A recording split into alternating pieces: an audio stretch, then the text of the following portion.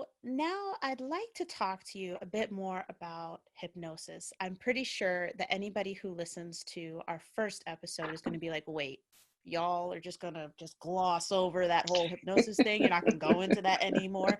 And this episode is for those people. This episode is for those people. No, we're not going to just sit here and act like we didn't just say that. So you work with individuals and businesses. So sometimes you're contracted, right, by businesses. And then sometimes, when we're looking at, entrepreneurs, business owners, professionals, the individuals will work with you directly. But I'm particularly interested in how you work the business side of things, because me as an individual, I can make that choice. I'm going to be like, you know what, I don't need anybody else to pay for it, I'll pay for it. But I think the trickier part, and I think this is probably true for any person who's looking to work in the corporate wellness field, some people just don't believe in hypnosis. Like they're just like, no, that doesn't work. And I think especially when you're looking at the decision makers, the people who have the power to sign the dotted line, you may come into that, and they're just kind of hard, like, oh, how is hypnosis going to help my business? So what do you say to those people? Not that anybody would come at you so aggressively, but if if you were in that situation, like, what would you say in terms of, do you have to believe in hypnosis for it to work? Like, what do you tell them? Well, you'd be surprised the pushback that I get. And one of the things that used to happen to me whenever I would network, because people wouldn't understand, they couldn't believe that I was there. And they were like, why is she here?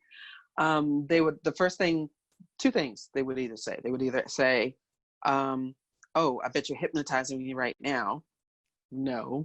And two, That would I've be seen, unethical. yeah, I've seen Get Out. And so it would either be one of those two things that people would say to me. But I find that business people are my clients. My clients go to work, they own businesses, they're whatever they do. But when we're talking about businesses per se of using hypnosis within their companies, it's a new thing. It really has in the past few years seen a really tremendous uptick. Life coaching used to be not heard of. And then business executives and athletes would say that they gave them a competitive edge. So people started turning more and more to life coaching and seeing it as a legitimate way to help them improve their lives. And now it's hypnosis.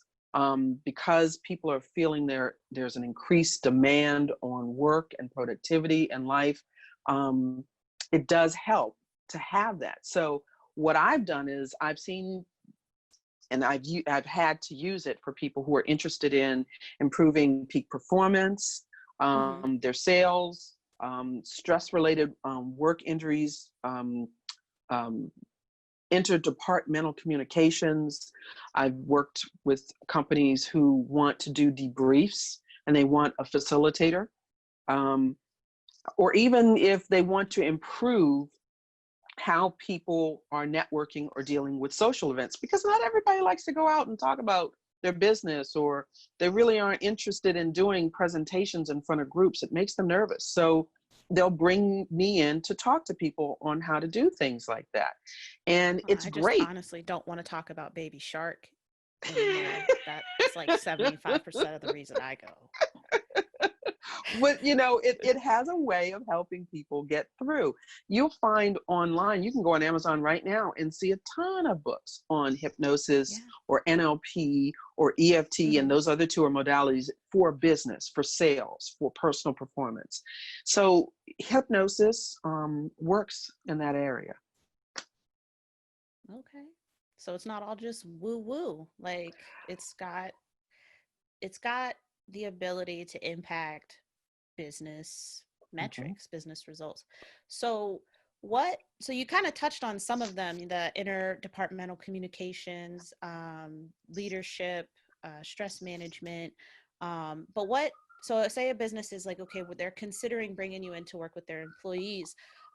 What is your format? Obviously it's probably all completely online now, but what does it look like, when, do you have a limit on the number of employees that you work with at a time?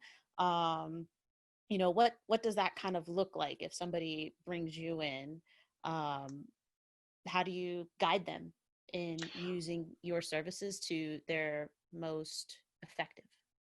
Well, because of the fact that I have a background and am certified life coach, I have a background in working with people and communicating what's their goals, what are they working towards. So if Hmm. someone approaches me, the first step is usually an email. Hey, I want to talk to you about, can you come into my business? Okay, well, why? I have a staff development, and we need to really push our salespeople because productivity was lagging behind. Or hey, we see that stress management is really important these days. So we're going to have a stress management week for our employees. Do you have any ideas, or have you ever done that? And I can say, yeah, I have. As a matter of fact, when I was in corporate America, and I was in school for social work, and I was starting in this direction, I was still had my 9 to 5. I created stress management week for the business that I worked for. And every day we focused on something else. We even Mm. did, because there was a study years and years and years ago that showed that employee productivity increased if they took a 10 to 20-minute nap during the day. So I created in the company's building a nap room where people didn't necessarily sleep. They could go to two sides. They could go to, it was pitch black and dark, and the other side where they could go to wherever they wanted to. It could be a beach, it could be the forest, and we had um, headphones with forest sounds or beach sounds, and that was something that those employees really enjoyed. As a matter of fact, we had to do it for 3 years in a row.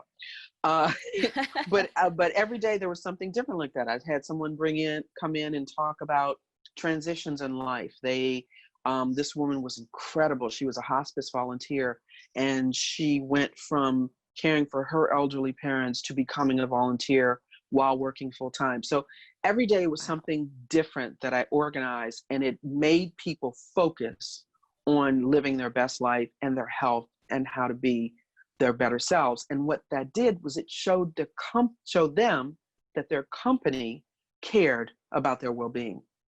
There's Mm. something about employees knowing that a company cares for them changes how much energy they put in their day to day.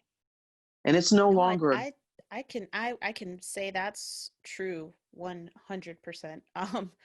I my last unit in the Army did a very good job of making sure I felt uncared for.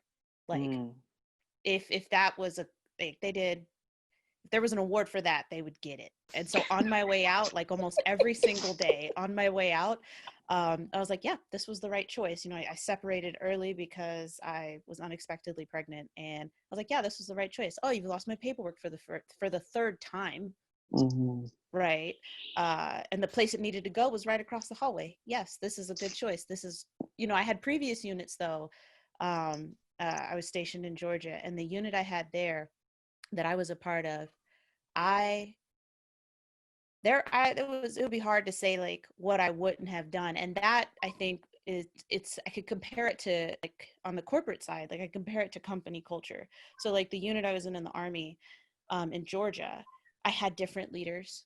I had different officer leaders. I had different NCOs, non-commissioned officer leadership, um, throughout the entire time I was there. At every level, it changes. Everybody mhm, came in at different times, so they leave at different times. But there was something built into the culture of that unit, that I felt empowered to help my soldiers. I felt empowered to disagree with my leadership. And if I could have stayed there, not that that's the way it works, but if I could have stayed there, I would have. And if mhm. any of those leaders or any of my soldiers contacted me right now, if it was in my power to help them somehow and they were asking me for something, I would. And it's been years.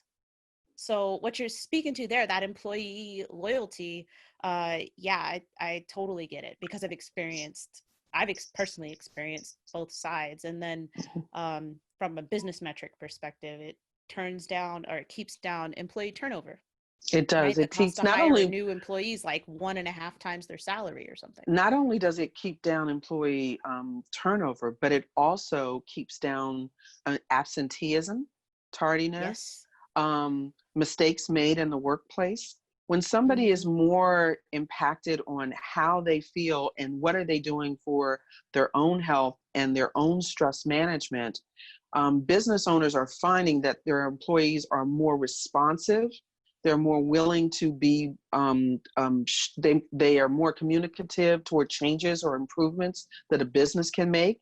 They also feel like they have a stake in the success of the business. When employees know that business owners care about what's going on, and it doesn't mean you have to go in and be really soft and centered, but just offering alternative ways to look at healthcare. You know, back in the early 2000s is when a lot of insurance companies and healthcare providers started including things like acupuncture and physical therapy and massage therapy in their packages that they would give to employees. You're finding that companies now are finding that they can build alternative therapies in. They're doing more in terms of massage therapies, bringing chair massage therapists in, bringing Reiki practitioners in. Hospitals are offering more and more instruction for cardiac patients or bariatric patients on hypnosis, mindfulness, stress reduction. So you're seeing an increase throughout a lot of businesses on how to include healthcare and mindfulness, and to an extent hypnosis, into what they offer. Yeah, and I like the way that you talk about it, and it doesn't surprise me because you're a holistic practitioner. But I like that the way that you talk about it, because sometimes when you talk to, at least when I've talked to life coaches or anybody who's kind of got their an alternative medicine or methodology or something that they do as their work, they often present it as like the only thing that you'll need, and I like the way that they do, but I like the way that you talk about it, that it is a piece of a whole. There, for one person it could be that it's hypnosis, and for one part of what's what they need to work on, and then maybe acupuncture comes in or something. So I like the way that you talk about it, how it's like a whole thing, a whole slew of options, because then it allows for it to be catered to the individual.